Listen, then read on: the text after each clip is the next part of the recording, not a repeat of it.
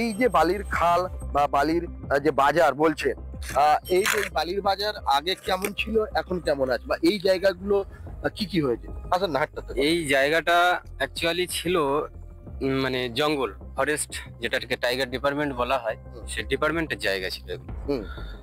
তো এইখানের মানে বাংলাদেশি মানুষ এসে এই জায়গা মানে এইখানের যারা শাসক দল ছিলেন, আরএসপি থেকে, টিএমসি থেকে, কংগ্রেস থেকে, মানে পরপর ধীরে ধীরে এই জায়গা সংস্কার করে জঙ্গল কেটে, ম্যানগ্রোভকে কেটে মোটামুটি বসতি তৈরি করেছে এবং তাদের কাছ থেকে কিছু কিছু টাকা পয়সাও নিয়েছে যারা এইখানে শাসক দলে আছেন, তারা নিয়ে মোটামুটি এই জায়গাগুলো বাংলাদেশি মানুষদের কাছে বিক্রি করে তাদের বসতি করে দিয়েছে এবং তাদের voter card, I card, Aadhaar card, ration card যা যা করণীয় সেগুলো অনেক কিছুই করে দিয়েছে।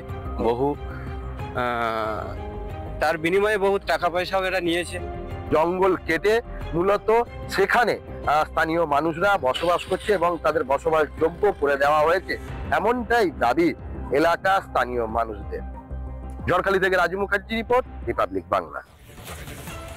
আমরা জন্মদাতা পিতা শুনেছি, কিন্তু তৃণমূল না এলে আমরা জানতেই পারতাম না নকল পিতাও হয়, নকল বাবাও হয়।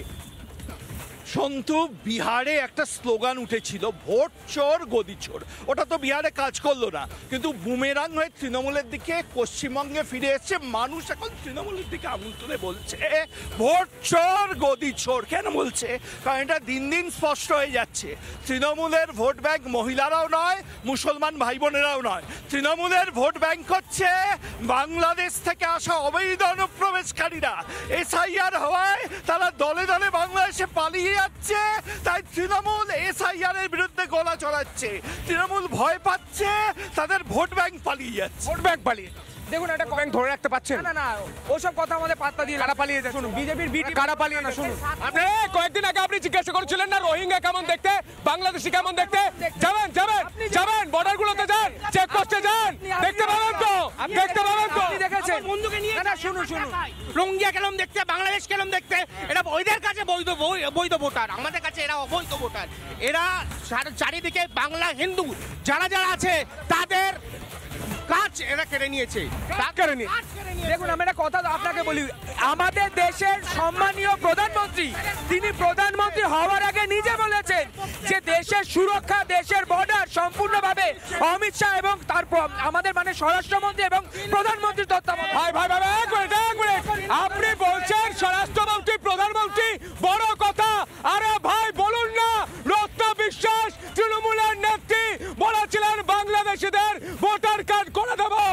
সেই অপরাধে মমতা বন্দ্যোপাধ্যায় রত্ন বিশ্বাসকে জেলে পাঠিয়েছে না, রত্ন বিশ্বাসকে দল থেকে সরিয়েছে না। এই ছোট বড় নেতারা, অমলের মতো নেতারা তৈরি করে দিচ্ছে ভোটার কার্ড অনুপ্রবেশকারী বাংলাদেশিদের। আজ প্রকাশ্যে অনুপ্রবেশকারী বাংলাদেশিরা স্বীকার করছে সেই কথা। এই কথা শোনার পর মমতা বন্দ্যোপাধ্যায় পদত্যাগ করবেন? নিশ্চয় করবেন না, কিন্তু আপনাদের শোনাবো এই রত্ন বিশ্বাস তিনি মঞ্চে দাঁড়িয়ে কি বলেছেন, শুনবো। মধ্যেই ইলেকশন ডিক্লেয়ার হবে। আর অভিজিৎ দা যেটা বললেন, আমরা সবাই জানি ভোটার লিস্টের কাজ চলছে। এখানে অনেক মানে জাকিরদার নির্বাচনী এলাকায় অনেক বাংলাদেশি লোক এখানে বসবাস করেন। জাকিরদার লিঙ্কটা ভালো করতে পারে, অভিজিৎ দা বললেন, আমিও বলছি। যদি লিঙ্কের কোনো সমস্যা হয়, বাংলাদেশ থেকে যারা এসছে ভোটার লিস্টের নাম তোলার সমস্যা হয়, জাকিরদা এই কাজটা ভালো করে দেবে। আপনারা সবাই যোগাযোগ করবেন এই অফিসে এসে, এই কাজটা অতি দ্রুত করবেন, কারণ আমরা চাই না একটা ভোটও বাইরে থাকুক। নানা ধরনের কন্টেন্ট দেখার জন্য লাইক করুন, শেয়ার করুন আমাদের ফেসবুক পেজ, সাবস্ক্রাইব করুন আমাদের ইউটিউব চ্যানেল। পাশাপাশি অন্যান্য ব্রেকিং নিউজের জন্য অবশ্যই চোখ রাখুন রিপাবলিক বাংলায়।